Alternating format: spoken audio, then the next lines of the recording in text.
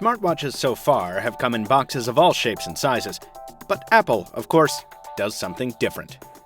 I'm Michael Fisher with Pocketnow, and this is the unboxing and first look at the Apple Watch.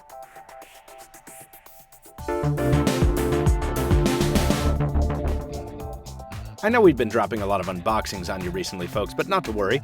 A review just landed for the Idol 3, our review process is still underway for the Huawei P8, and we're about to show you a first look at the LG G4.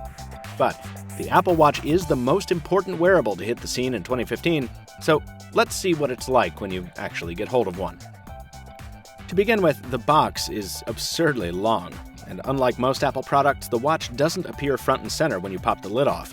Instead, you get a long white plastic capsule, and once you peel away the plastic film on the outside, it calls to mind the container that Apple ships its EarPods in.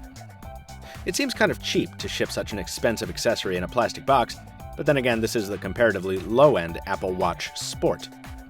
Beneath the capsule is a cardboard carrier containing an additional watch band for small and medium sizes, a brief instructional pamphlet, and the usual warranty info, all of it done up in this long stretched format which, if nothing else, fits in with everything else. Finally, there's the magnetic inductive charger and, thankfully, a wall adapter. This isn't a watch that makes you plug into your computer or use your smartphone adapter. Popping open the box itself, we get our first look at the Apple Watch Sport, complete with its white fluoroelastomer band. It's a fancy word and all, but honestly I've seen the watch with other bands affixed, and I think the band is probably going to be the first thing I change out. Still, taking it out of the box, you notice it's not the chintzy rubber found on, say, a low-end Timex or something, but something a bit more substantial. And substantial is a good word for the mass as well. This doesn't feel like a toy, even with the entry-level band on it.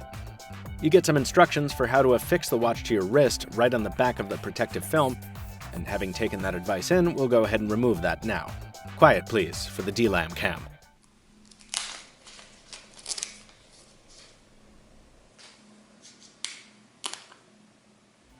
The watch hardware is surprising.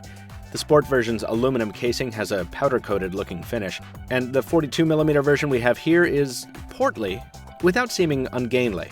The sensor window on the back protrudes from the casing, as does the display cover glass up front, and everything on it bears Apple's trademark attention to detail, from the precision-cut notches on the knurled digital crown to the subtle moire on the peg clasp. All this keen observation nearly made me forget the instructions on how the band works, but fortunately it's a simple enough watch to strap on, and again, that fluoroelastomer band surprises me with its smooth feel. The excess slides easily underneath itself, and it seems I won't need to break out the smaller band included in the box. This is a good fit for my average-size wrist. If you don't like to bother with instructions, powering on the watch is a simple matter of picking one of the two buttons on the side. Pro tip, it's not the digital crown, but the other one. And after a lengthy first boot, you're prompted to start the Apple Watch app on your iPhone to kick off the pairing process. Unlike most Bluetooth pairing approaches, which can be kind of a headache, this one prompts you to take a picture of the Apple Watch with the Watch app, which sounds weird, but it pairs the two devices in seconds. It's really cool. Then you're taken through the expected setup steps.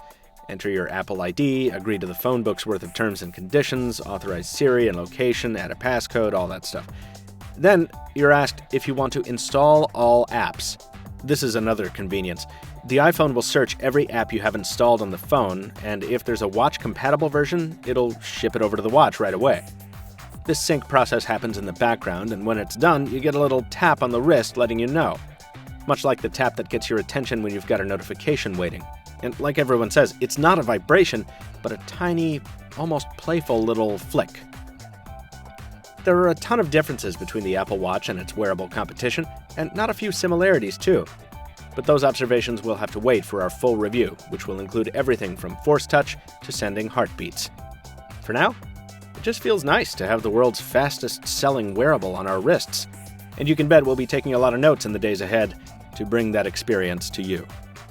Oh, and one last thing. If you're like me, this will be important to you. Yes, you can delete the Mickey Mouse watch face. Call me a killjoy, but that felt pretty good. If you want to know something specific about the Apple Watch, hit us up in the comments below. But if you're just there to start a platform war, consider this your warning. We'll ban you faster than the 18th Amendment banned booze. That's a joke about the U.S. Constitution. Check out our other videos here on YouTube and visit us for reviews, news, features, and more at Pocketnow.com. Till next time, this has been Michael Fisher, Captain Two Phones on Twitter. Thanks for watching, everyone. We'll see you next time.